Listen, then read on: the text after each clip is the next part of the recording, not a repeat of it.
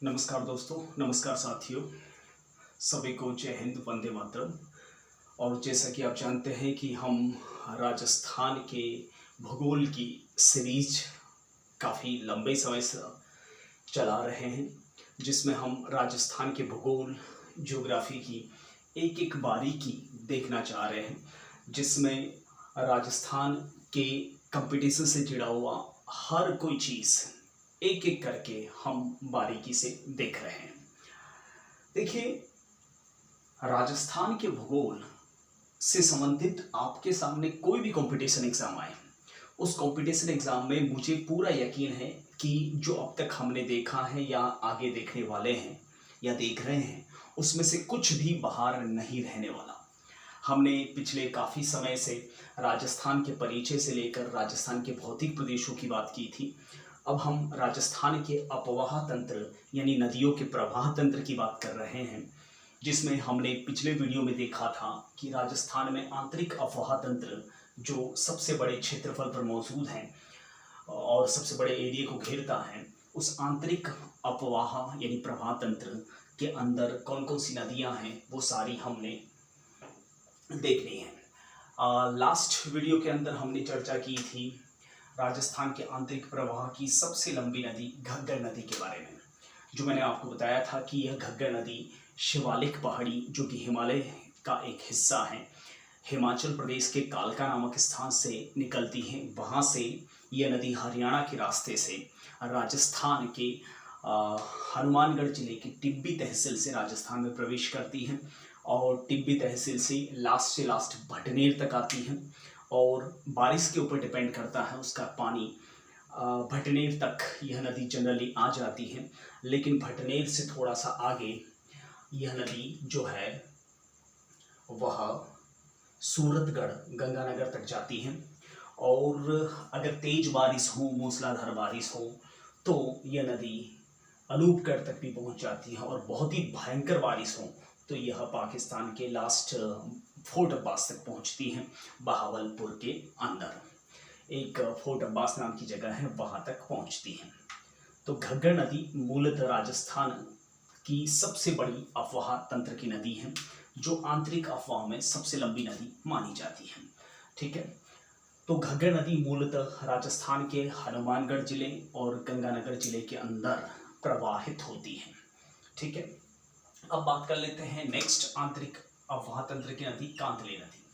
कांतली नदी, देखिए कांतली नदी मूलतः 3 जिलों की मुख्य नदी है। एक जिला है चूरू, और चूरू के बाद में झुंझुनू, और झुंझुनू के बाद में सीकर। ठीक है, यह नदी जो है सीकर में खंडेला की पहाड़ियों से शुरू होती है।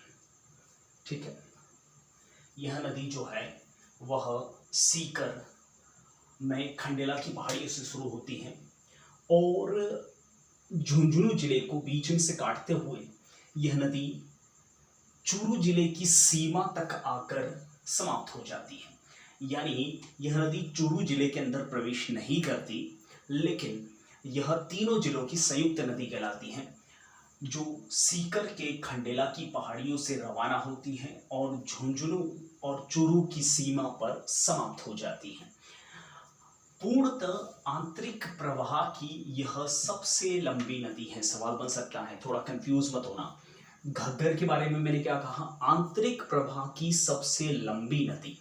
आंतरिक प्रवाह की सबसे लंबी नदी यानी इसका जो प्रवाह है वह राजस्थान के बाहर, और इसका जो उद्गम है वह राजस्थान के बाहर है और इसका समापन भी राजस्थान के बाहर कभी कभी हो जाता है। इस कारण से हम इसको पूरी तरह से राजस्थान के एकाधिकार वाली नदी नहीं कह सकते घग्गर नदी, क्योंकि आपको भी पता है ये हिमाचल प्रदेश से हरियाणा होते हुए राजस्थान में आती है और पाकिस्तान तक जा सकती है। यानी ये पूर्णतः राजस्थान में बहने वाली नदी नहीं है। यहाँ पर पूर्णतः शब्द का इस्तेमाल किया गया है, यानी पूर्णतः मतलब राजस्थान से ही शुरू होकर राजस्थान में ही समाप्त होने वाली सबसे लंबी नदी, जो आंतरिक प्रवाह की सबसे लंबी नदी है, तो उसका उत्तर होगा कांतली नदी। शब्द को सुनना, आंतरिक प्रवाह की सबसे लंबी नदी घग्गर और पूर्णतः आंतरिक प्रवाह, पूर्णतः शब्द आए, पूर्णतः आंतरिक प्रवाह की सबसे लंबी नदी, तो आपका उत्तर होगा कांतली। ध्यान दीजिए, इस कांतली नदी की जो लंबाई है वह 100 किलोमीटर है, ठीक है। और इसके किनारे जो एक मैदानी हिस्सा है जिसको तोरावटी बेसिन कहा जाता है, और इसी नदी के किनारे गणेश्वर सभ्यता भी मौजूद है। राजस्थान की मुख्य सभ्यताओं में गणेश्वर सभ्यता काफ़ी महत्वपूर्ण है, जिसकी खुदाई है वह 1972 से 79 के बीच में प्रोफेसर रतन चंद्र अग्रवाल ने की थी। यह एक ताम्रयुगीन सभ्यता है गणेश्वर सभ्यता, जो कि कांतली नदी के किनारे अवस्थित थी, ठीक है। तो ये पॉइंट आपके लिए महत्वपूर्ण बन सकते हैं एग्जाम के योग्य।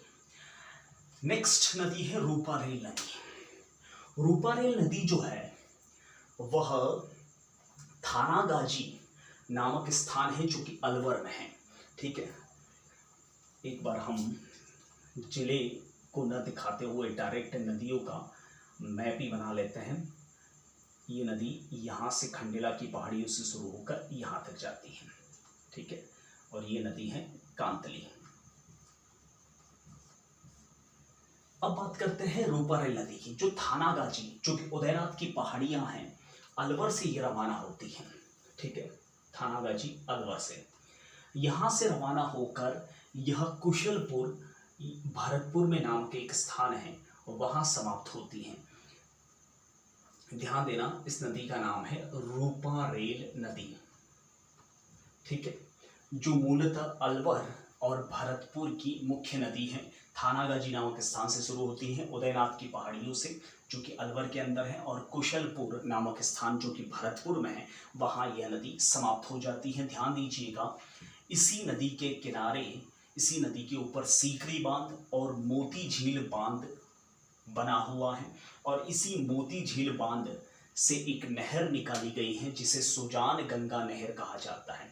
और यही सुजान गंगा नहर जो है वह लोहागढ़, जो कि भरतपुर का एक महत्वपूर्ण किला है, उसके चारों ओर बहती है।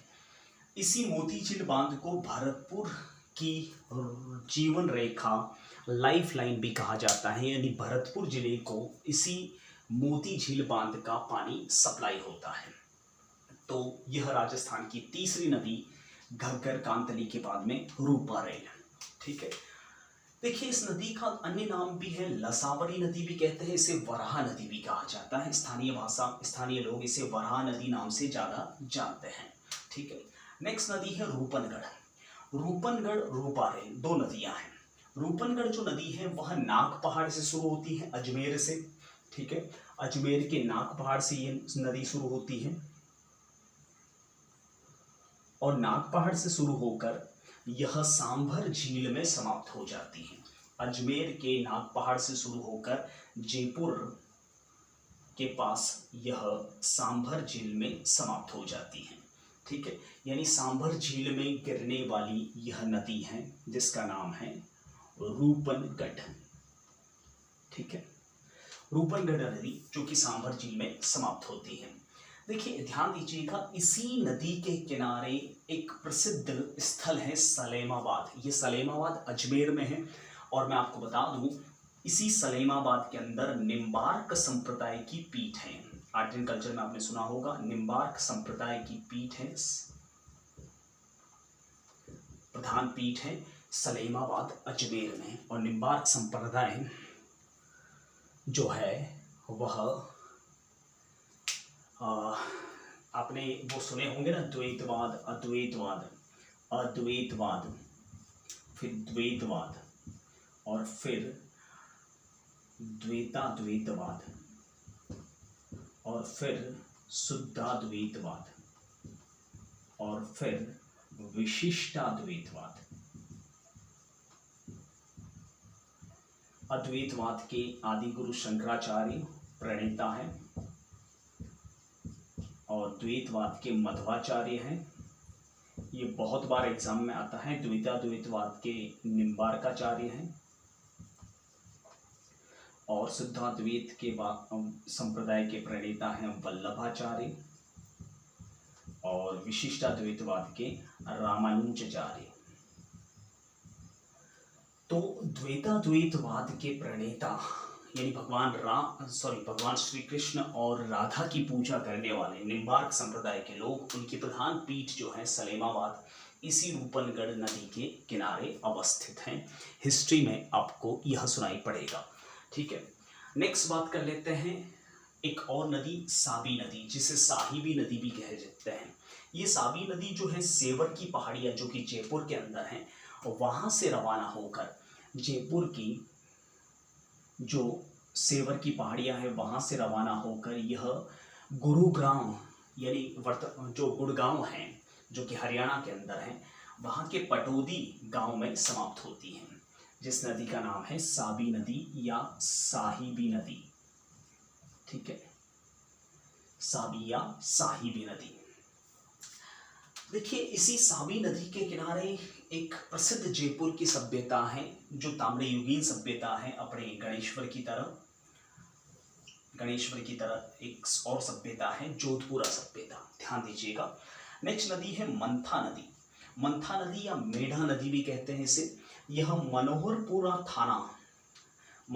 थाना जो कि बैराठ के पास में है, जयपुर की एक तहसील, बैराठ की पहाड़ियों से ये रवाना होती है और सांभर झील के अंदर गिरती है।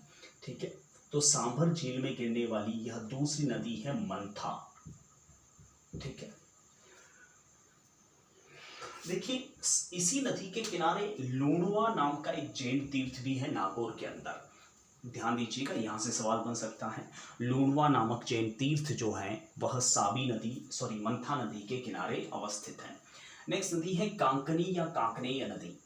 ये कांकनी या कांकनेय नदी जो है वह जैसलमेर के कोटरी गांव से शुरू होती है और यह बहुत ही कम बहने वाली नदी है। कांकनी नदी जो जैसलमेर की मुख्य एक नदी है जो मात्र 18 किलोमीटर बहती है और बूझ झील में जो कि जैसलमेर के अंदर ही है वहाँ समाप्त हो जाती है। यह आंतरिक प्रवाह की सबसे छोटी नदी मानी जाती है। ठीक है, नेक्स्ट है खारी नदी। ये खारी नदी भी जो है वह सांभर झील में गिरती है। इसके अलावा खंडेला नदी जो कि खंडेला की पहाड़ियों से शुरू होकर सांभर झील में गिरती है।